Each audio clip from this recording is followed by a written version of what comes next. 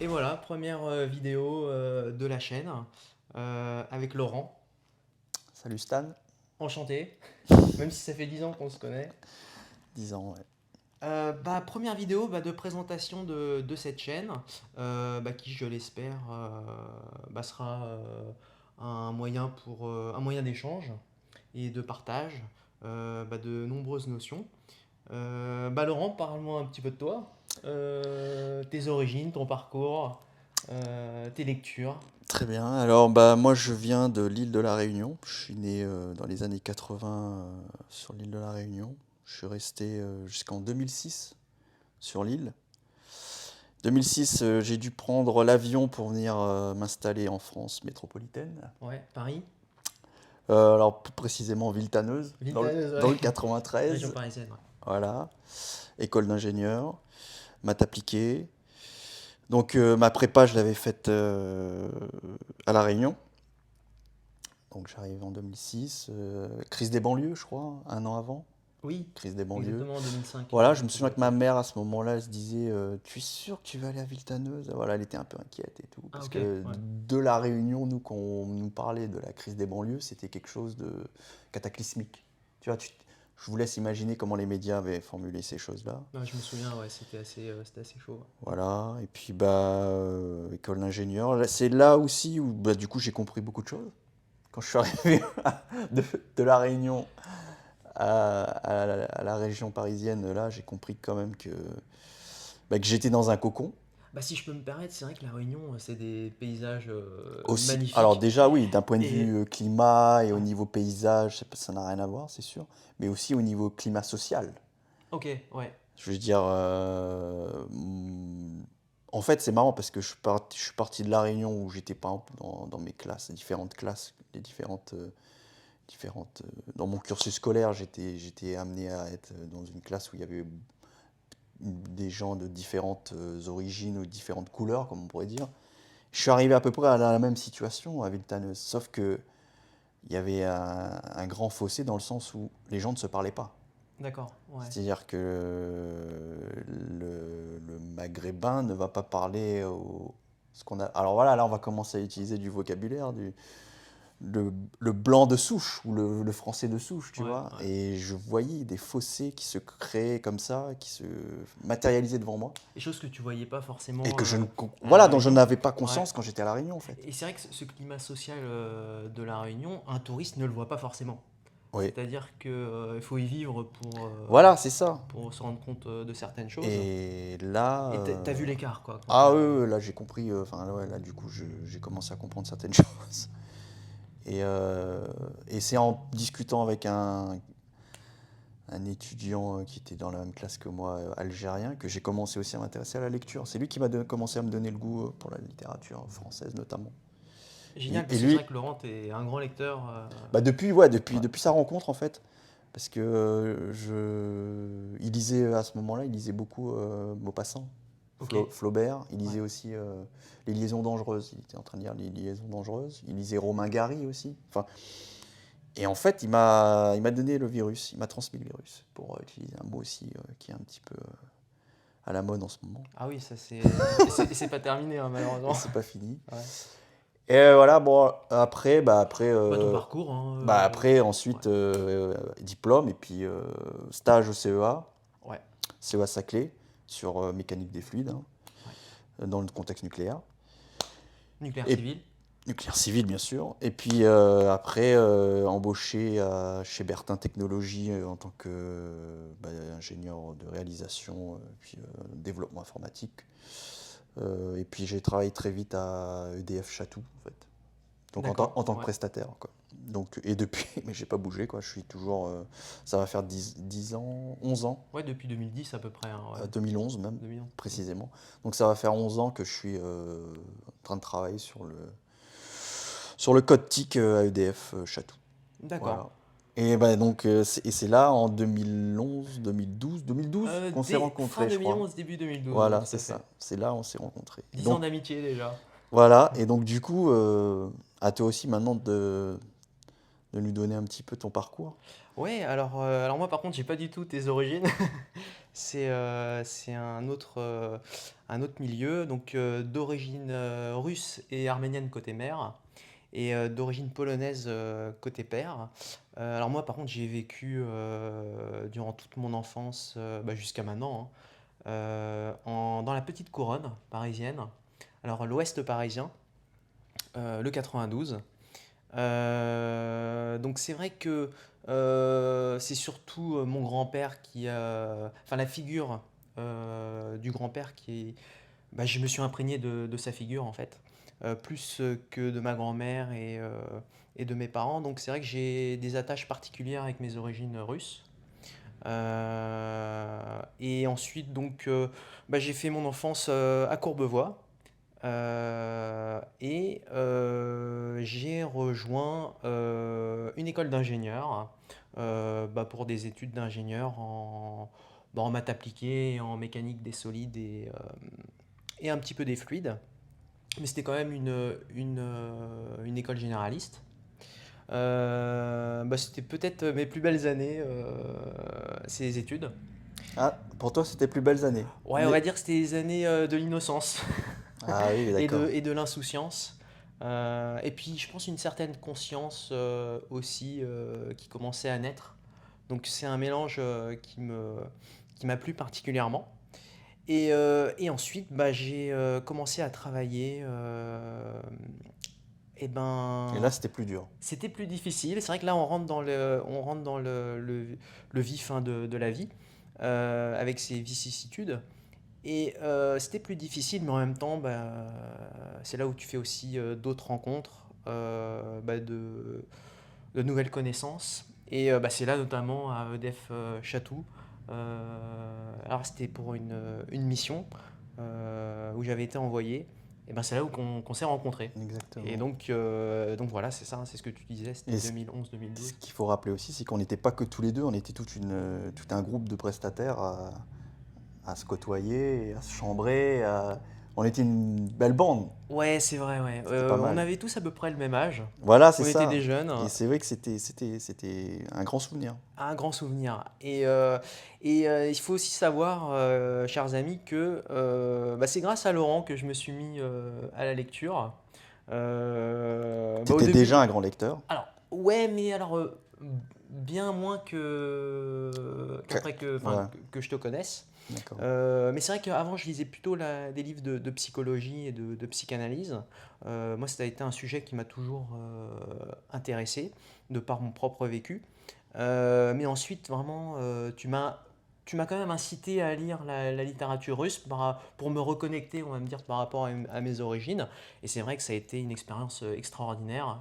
On a, avec Laurent, eu l'occasion d'échanger sur plein de sujets, sur ces thèmes, mais aussi sur bien d'autres.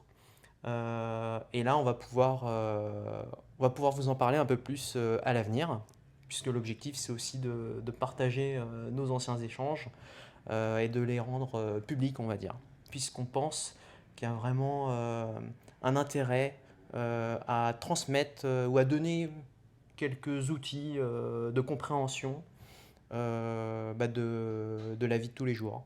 Exactement. Il y a des choses, je pense, qui sont partageables et qui peuvent être utiles au-delà de notre simple intersubjectivité. Et voilà, je pense que ça peut être quelque chose de bénéfique pour tout le monde, pour le grand nombre, quoi. Tout à Voilà. fait.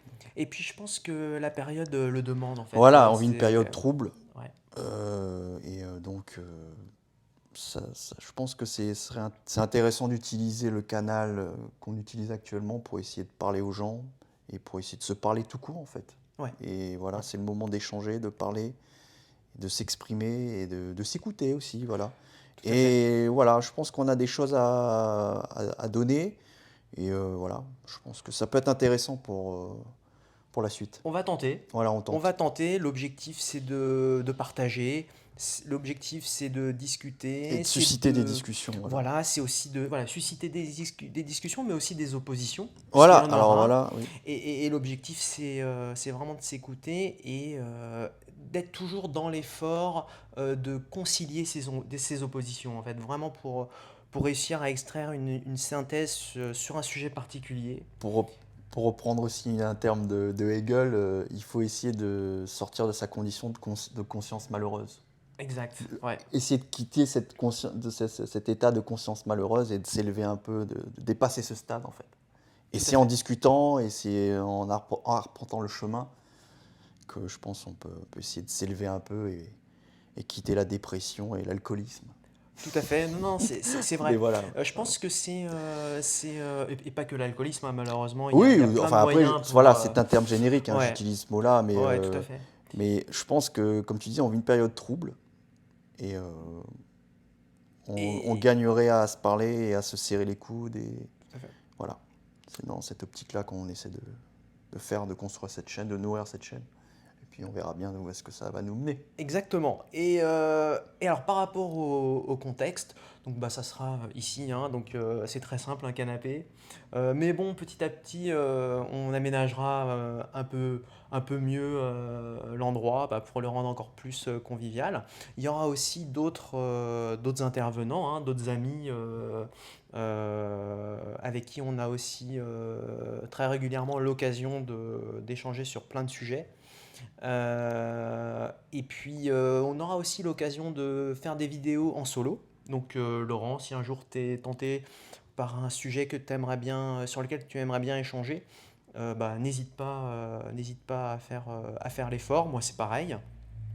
C'est vrai que, comme on va vous l'expliquer, notre chaîne s'appelle Praxis et Psyché. Ça va être l'occasion pour nous bah, de vous faire part de la définition de ces deux mots pour que bah, vous puissiez connaître vraiment le fond des échanges qu'il y aura sur cette chaîne. Donc, après avoir mis mon micro sur le col cette fois-ci, parce que je me suis rendu compte qu'il y avait quelques soucis de son. On m'entendait pas forcément très bien par moment. Bah, j'espère que ça ira mieux. Là, l'objectif, c'est bah, de définir les mots de notre chaîne, à savoir praxis et psyché. Bah, Laurent, est-ce que tu peux nous en dire plus sur la praxis dans un premier temps? Alors la praxis, c'est un mot, je crois, qui est cher, enfin qui prend une place importante dans l'œuvre de Marx, dans un premier temps, et qui prend une place très très très très importante, qui est centrale chez un auteur qui s'appelle Michel Clouscard, qu'on aura l'occasion Ah oui, ça c'est sûr. Ouais. d'évoquer en long, en large et en travers. Et la praxis, enfin, on tâtonne, on va y aller tranquillement, on va revenir sur cette notion-là, voilà, on va y aller tranquillement. C'est une introduction. Voilà, je dirais que c'est les va-et-vient permanents entre la théorie et la pratique. D'accord. Et il y a quelque chose d'actif dans la praxis. Et il y a quelque chose qui est propre à l'homme aussi, c'est-à-dire il y a un saut qualitatif qui vient quand on entre en anthropologie, on sort de l'animalité. Et quand on sort de l'animalité et qu'on arrive à l'état d'homme, il y a cette notion de praxis qui arrive. Et comme je disais, voilà, il y a toujours ce va-et-vient entre ce qu'on pense, ce qu'on a à l'intérieur de nous-mêmes et ce qui se passe à l'extérieur. Et il y a aussi cette volonté, il y a aussi cet aspect-là aussi de de transformer le milieu extérieur par rapport à ce qu'on peut penser.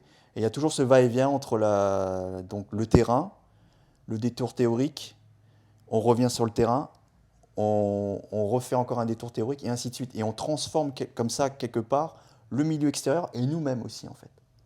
Donc c'est un va-et-vient permanent, un flux et un reflux permanent entre l'extérieur et l'intérieur, en fait. Donc il y a une transformation finalement de la nature. Voilà. Et il y a une transformation aussi en nous-mêmes, il y a un processus d'hominisation et d'humanisation, quelque part. D'accord, ouais.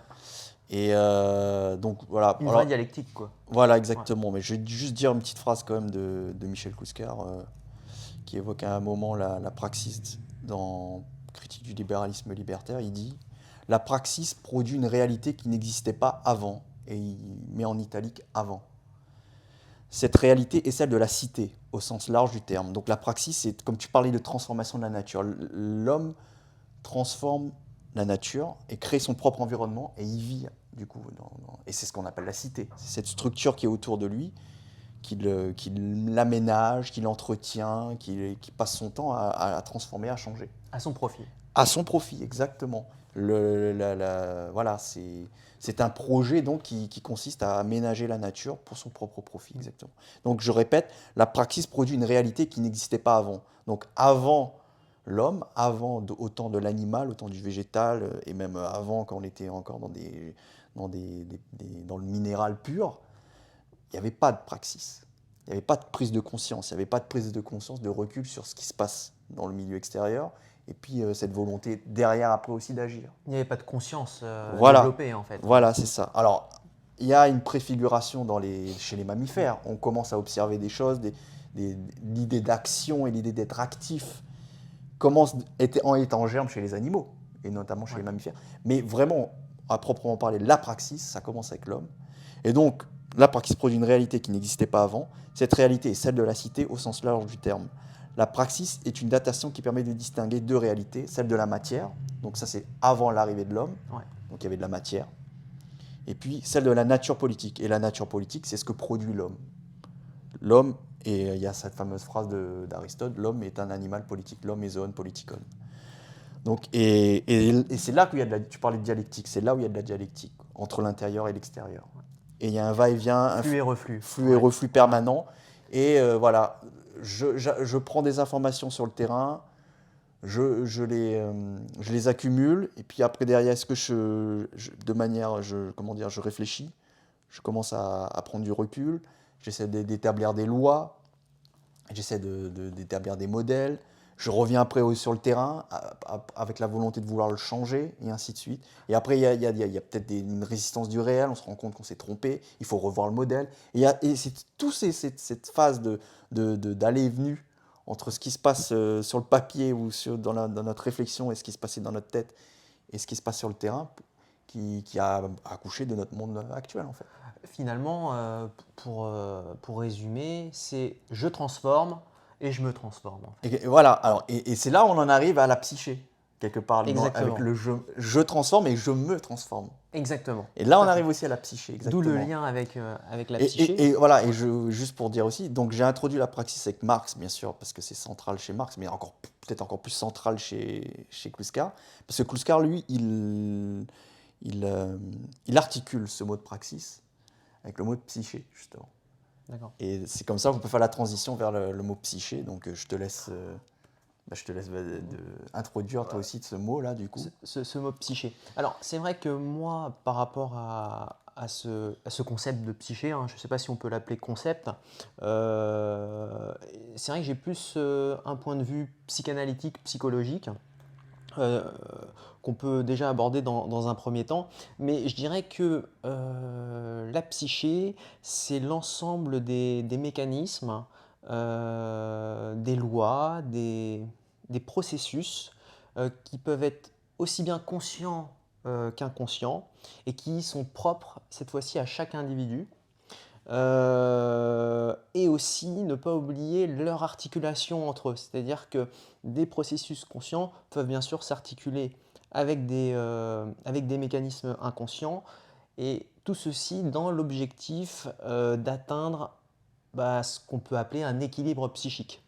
Alors, c'est une définition plutôt théorique, mais on va pouvoir, dans la suite de cette chaîne, et dans d'autres vidéos, justement, donner des illustrations en fait, de ces phénomènes. Voilà. Mais ça, c'est vraiment du point de vue psychanalytique ou psychologique. Voilà. Laurent, je pense que tu as quelque chose à rajouter par rapport à parce que Kluskar, bien sûr, psyché, ouais, tout à fait. Kluskar, lui, il a tendance à donner des coups de griffe à la psychanalyse. Ouais. Et donc, lui, il a une vision il cherche à historiciser beaucoup plus, on va dire, la trajectoire du sujet et la trajectoire de la conscience. Et lui, il associe souvent aussi la psyché à Rousseau, et plus précisément chez Rousseau, à la Nouvelle Héloïse. Et donc, remarquable roman. Voilà, et il oppose souvent la psyché au libertinage. Et donc, pareil, je vais lire juste un petit passage pour expliquer. Ouais. Du coup, le libertinage, essentielle figure du mondain. Donc, le mondain aussi, c'est un concept très important chez Kluskar. de la collusion, du pouvoir du sexe, de l'argent, de la culture, du gestuel de classe, va susciter son antithèse. Donc le libertinage suscite une antithèse qui est la psyché. Et là, il dit, virgule, la nouvelle sensibilité spécifique de notre modernité. C'est une autre détermination de la dialectique qui accomplit le parcours de Rousseau. Donc il associe vraiment cette nouvelle sensibilité à Rousseau qui, lui, va commencer à dire, s'élever contre le libertin et dire non, on peut faire autre chose. Euh, on peut se passionner, on peut enflammer son désir autrement qu'en passant par le libertinage. Donc en fait, c'est la satisfaction du désir, non pas immédiate, spontanée, mais par un certain cheminement. Voilà, et là on revient à l'idée de cheminement, et là on revient aussi à cette idée de je veux bien de la passion, je veux enflammer mon désir, mais je veux aussi pas le faire à n'importe quel prix. Et Ouais, surtout pas aux exactement. dépens de l'autre. En Donc la tout raison cas, intervient en fait, finalement. et voilà, et là donc on revient, et c'est là qu'on réarticule avec la praxis aussi. Voilà, et Exactement. là, comme Ouais. on disait, je transforme et je me transforme, on était passé de je transforme, du coup la praxis, vers la psyché, je me transforme. Et de la même manière, par la psyché où on parle du désir et de ce qui se passe à l'intérieur de nous, il y a aussi cette volonté aussi de sublimer ce désir-là et de ne pas le vivre à n'importe quel prix. Et voilà. Et donc du coup, il y a cette idée aussi donc, la confrontation au libertinage et donc la question de la lutte des classes. Et Ouais. donc plein de sujets comme ça qui s'articulent aussi avec. Quoi. Tout à fait. Et là, tu as tout à fait raison de souligner la lutte des classes, puisque c'est aussi un sujet qui va être fondamental en fait voilà, on pour notre chaîne, va typiquement, ouais, on pourrait, et par qui exemple, s'articule très bien. une autre manière de dire praxis et psyché, ça peut être lutte des classes et libido. Ah C'est une oui, autre voilà, oui, par bien sûr. exemple. Oui, tout à Et c'est fait. ça, on va essayer d'articuler la praxis et la Ouais, psyché, comme on va essayer d'articuler la libido et la lutte des classes. tout à fait.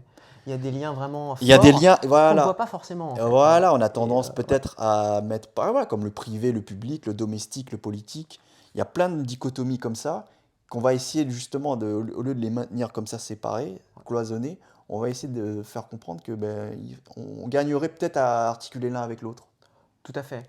Voilà. En tout cas, déjà par rapport à l'énonciation de ces deux définitions, sur des contextes différents ou par des auteurs différents, c'est vrai qu'on peut déjà extraire des liens entre la transformation de l'extérieur, hein, du monde extérieur, et sa propre transformation en fait.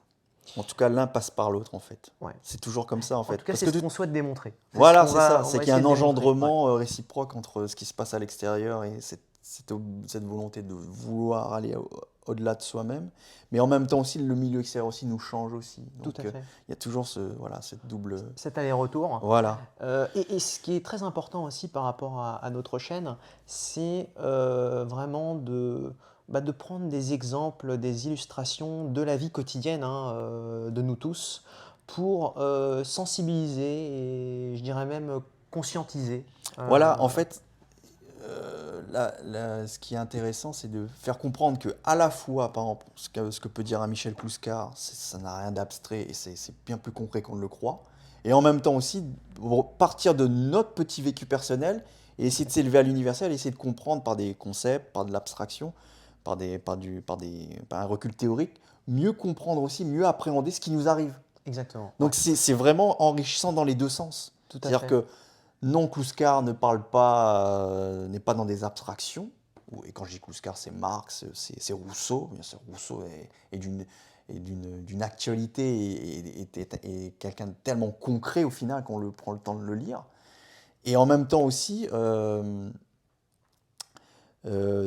le fait aussi de se plonger dans ces lectures qui pourraient paraître abstraites dans un premier temps, peut nous guider aussi nous, dans notre vécu, parce que ça nous permet de mettre des mots sur les mots. J'aime bien dire cette phrase-là, M-O-T-S, M-A-U-X, mettre des mots sur les mots.